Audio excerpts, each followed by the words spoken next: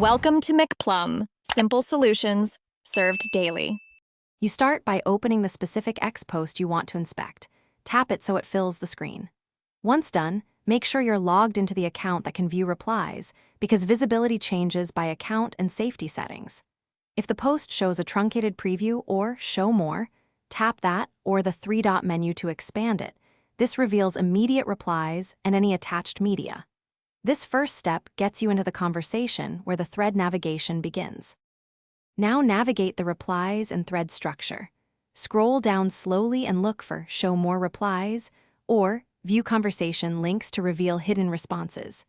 You'll want to tap a reply that appears to be the start of a subthread when you need focused context.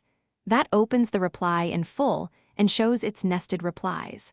Also check reply counts and timestamps to prioritize which branches you read first. This approach helps you follow the logical flow of the conversation rather than getting lost in noise.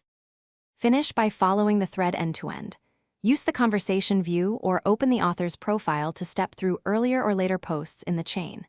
If replies don't load, refresh the page, switch networks, or reopen the app because cached or rate-limited content is a common hiccup.